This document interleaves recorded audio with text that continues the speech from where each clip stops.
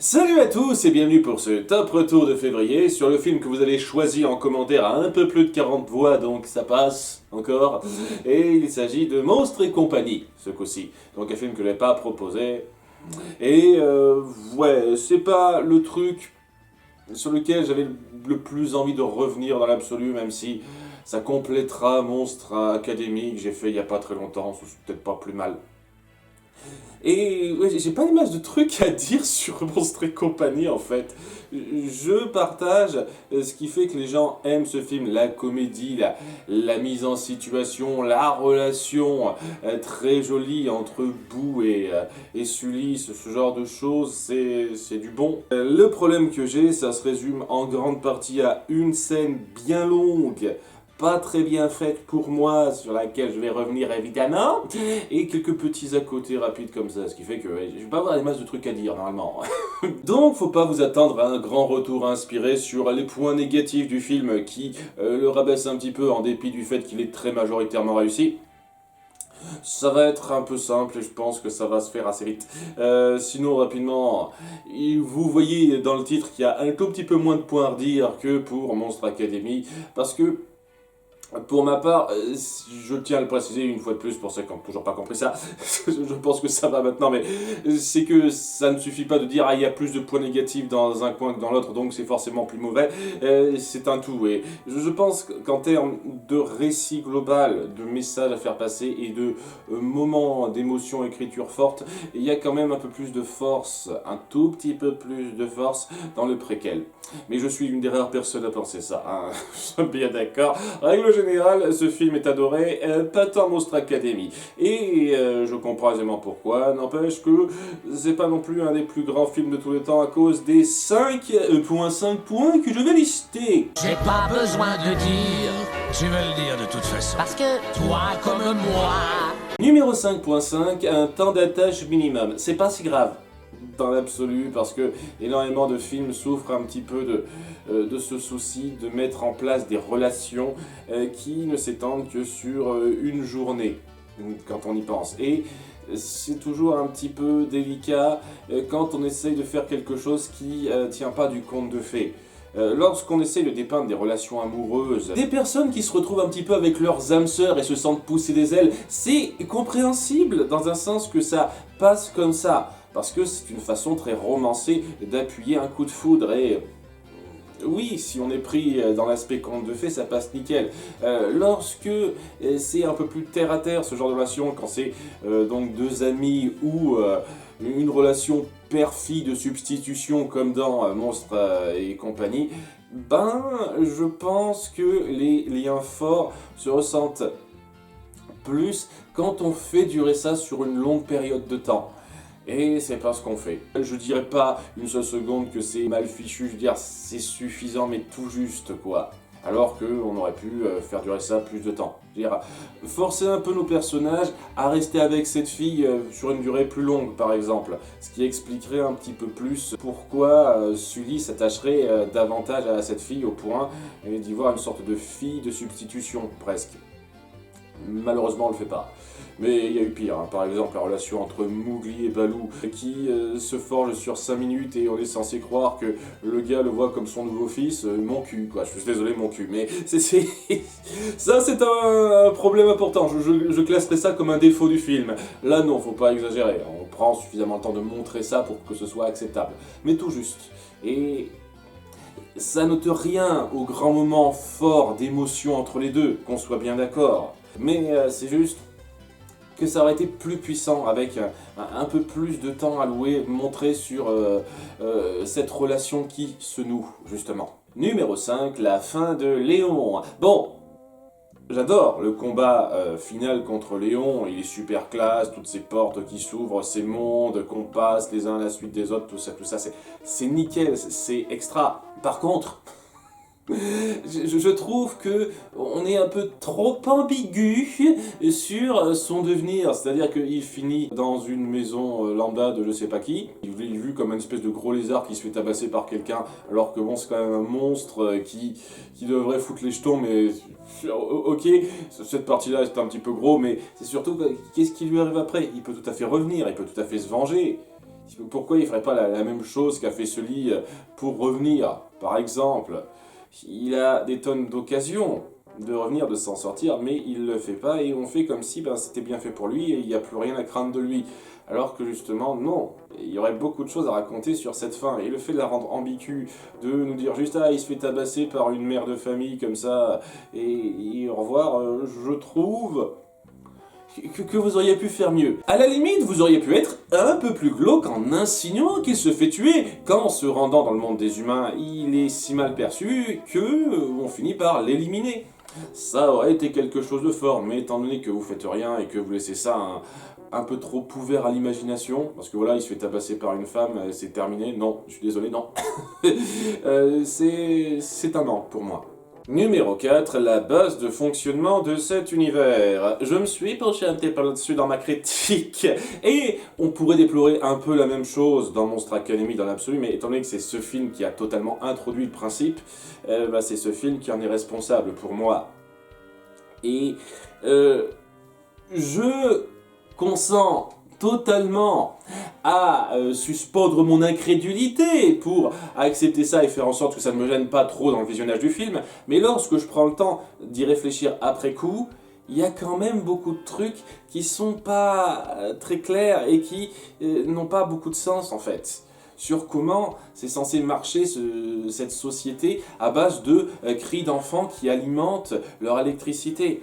Parce que les portes de base, elles envoient sur un monde, on ne sait pas comment ils ont réussi à trouver ça, qui leur permet d'avoir des cris d'enfants et qui alimentent leur électricité qui alimente ces portes. Donc comment ils ont pu passer la première fois pour avoir ces cris pour alimenter ces portes? Par exemple, comment se fait-il qu'ils croient que les enfants sont toxiques? Et énormément de choses sur la logique de cet univers qui n'est pas très solide dès lors qu'on y réfléchit. À part si on va chercher loin, si on veut à tout prix intellectualiser et chercher des tonnes d'excuses, de justifications moisies, complètement alambiquées, je pense que c'est difficile d'y voir un sens réel. Et je veux pas non plus faire mon gros connard qui fait pas d'efforts intellectuels. Je peux faire un peu d'efforts intellectuels. Par exemple, je peux m'imaginer que on a créé cette porte par accident. Genre, il y a des scientifiques au pays des monstres qui ont essayé un nouveau type d'énergie, un nouveau type de truc conducteur qui leur a fait créer cette porte d'entrée. Et donc, on a vu un filon là-dessus en entrant dans ce monde, en voyant que les enfants, en criant, ils généraient une source d'énergie.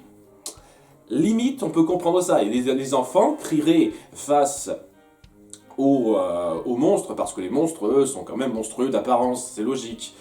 Tu vois un petit peu un certain fil logique, mais ça explique pas tout, hein. J'ai beau faire un effort, je le vois pas du tout, à comment on a réussi à entrer dans le monde des humains, alors que justement, il n'y avait pas d'électricité avant, et on ne dit pas une seule seconde une autre alternative à l'électricité, comment marche l'électricité. Si ça se trouve, si vous aviez un tout petit peu indiqué qu'il existait une autre source d'électricité que les cris ou les rires d'enfants, moi je veux bien, mais c'est clairement pas ce que vous avez dit. Vous n'avez absolument pas indiqué la chose. Vous semblez indiquer de façon notable que seuls les enfants fournissent l'énergie.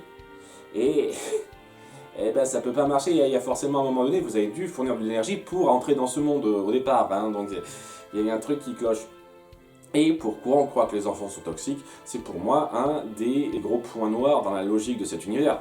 Je vois pas pourquoi on se mettrait à croire ça, et les gens qui ont essayé d'inventer des excuses comme quoi « Ah non, mais on veut effrayer les monstres pour ne pas qu'ils croisent les enfants, pour ne pas qu'ils essayent de parler avec les enfants, tout ça, pour essayer de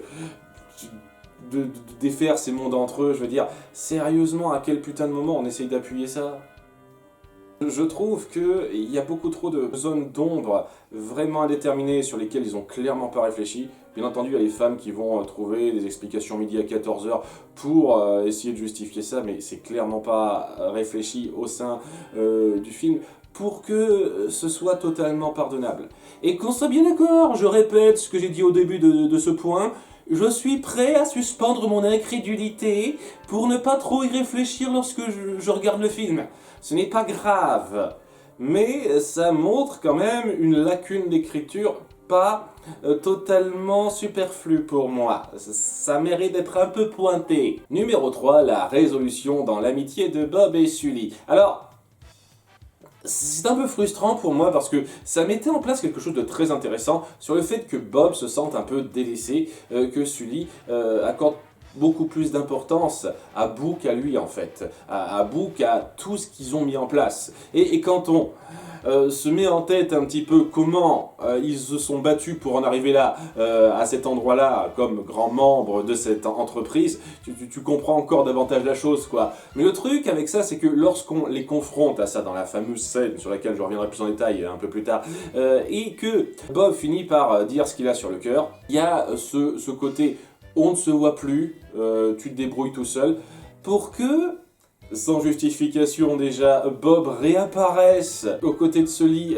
ce qui n'a absolument aucun putain de sens, comment il a réussi à le suivre alors qu'il était très loin derrière, en prenant exactement la même porte, c'est n'importe quoi, mais surtout, il lui pardonne et après on passe à autre chose, on s'en fiche royalement. Alors que pour moi, il y avait clairement moyen de faire plus, de montrer que il y a toujours cette relation entre eux et que même s'il est attaché à Boo, il y a toujours cette amitié forte entre eux. Mais c'est pas ce qu'on montre, c'est juste Bob qui dit « Ok, je t'ai suivi, je t'en veux toujours, mais c'est pas grave, on est potes, et puis on s'en fout, c'est passé, et merci, au revoir. » Il y avait moyen de jouer davantage sur cette relation d'amitié entre eux et d'appuyer plus la force de cette dissension de ce passage qui promettait émotionnellement plus. Et j'ai pas grand chose à rajouter, c'est juste une occasion manquée pour moi. Numéro 2, l'idiotie forcée de certains persos tertiaires. C'est un truc qu'on n'arrête pas de reprocher à Monstre Academy. Vous savez, cette espèce de cadre où les personnages sont un petit peu idiots.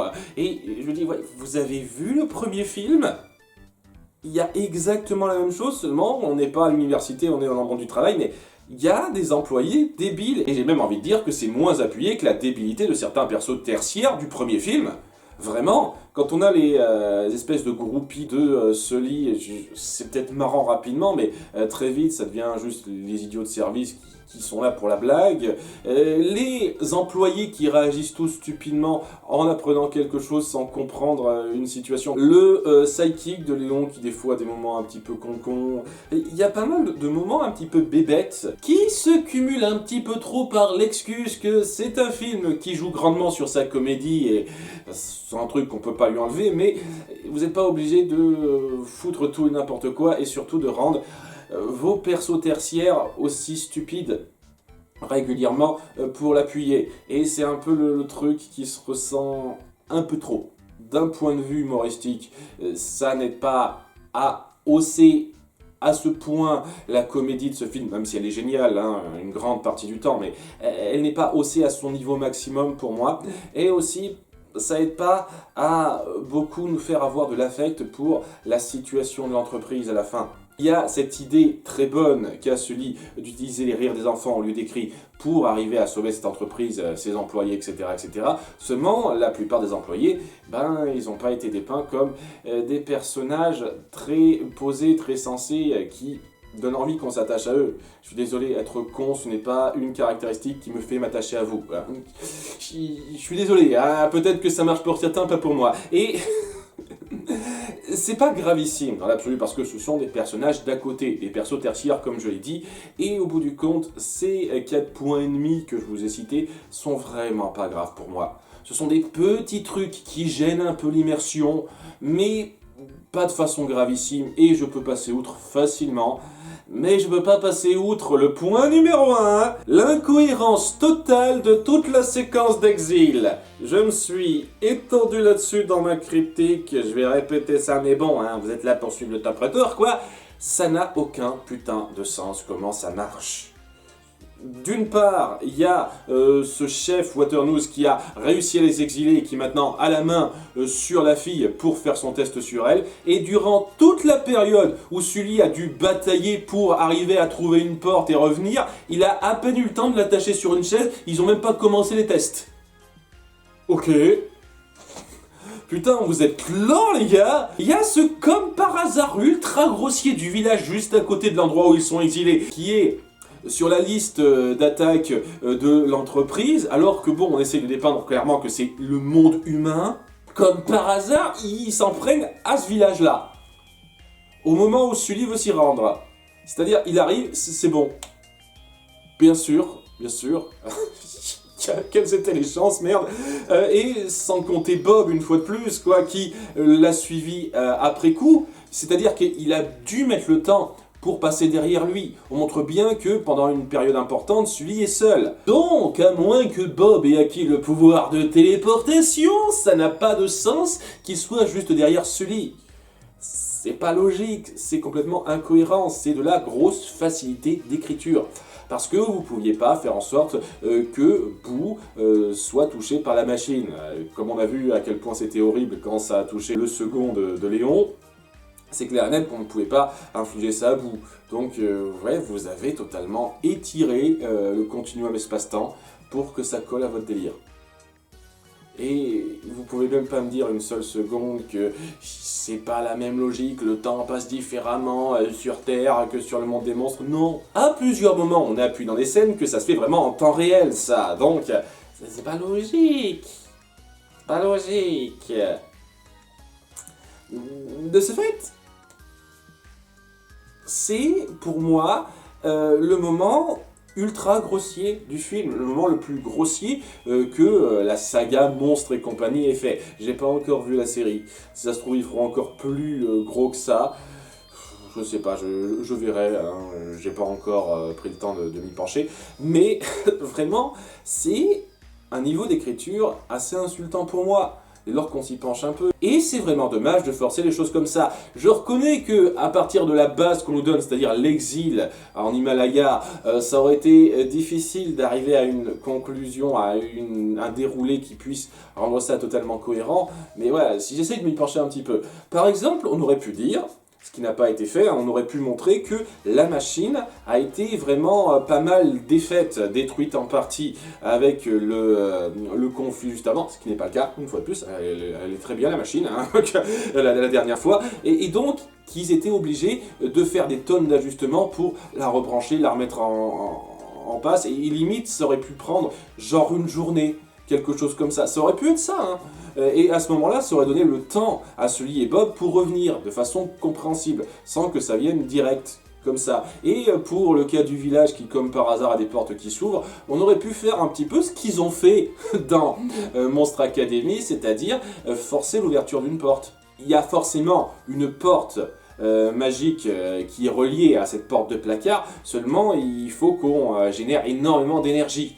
Et pour ça, il faut qu'on fasse peur à beaucoup de monde, ou plutôt qu'on fasse rire beaucoup de monde, puisqu'ils auraient compris à ce moment-là que le rire apporterait beaucoup plus d'énergie. Et c'est ce qu'ils auraient fait en fait. Ils auraient fait rire plusieurs enfants qui vivraient dans une maison particulière, je ne sais pas quoi, pour ouvrir une porte de façon un peu forcée comme ils l'ont fait dans Monstre Academy, de façon à ce que ce soit logique. Et on aurait fait comme ça. Pas de problème, il n'y aurait pas eu de problème, ça aurait été plus ou moins logique. C'est une réflexion que je me suis faite en quelques minutes. Ça aurait pas été simple à mettre en place, mais c'est clair et net que ça aurait pu peut-être gâcher un peu le rythme. Pour certains, je comprends, mais ça aurait été beaucoup plus cohérent que ce que vous avez fait en fait. Et ouais, les grossièretés d'écriture comme ça, c'est jamais rien pour moi. Surtout dans une histoire qu'on est censé prendre un tant soit peu au sérieux. On est bien d'accord que Monstres et compagnie, c'est pas juste une grosse blague. On est d'accord, hein. Donc, ouais, hein, c'est facilement le plus gros problème de ce film pour moi, c'est qu'ils ont vraiment très mal géré dans la cohérence ce passage-là. Et c'est assez irritant ce moment-là quand je me revois le film parce que il y avait moyen difficilement d'arranger ça et de faire en sorte que ce soit plus solide. Mais est-ce que ça gâche le tout? Non, ça reste majoritairement un film très réussi, très émotionnel, très drôle, comme je l'ai dit, une fois de plus, c'est un top retour sur la partie minime, c'est-à-dire ce qui est le moins bien fait, mais ce qui est très bien fait, tout le monde le dit, je l'ai dit dans ma critique. C'est un Pixar très réussi, encore à ce jour. Je vous remercie d'avoir suivi, j'espère que cette vidéo vous aura plu comme d'habitude, et pour la prochaine fois, c'est la même. Est-ce que vous aurez suffisamment de votes, au moins 40, pour désigner le prochain top retour? Sinon c'est le suivant dans la liste que j'avais proposée il y a un certain temps. Voilà, merci, au revoir.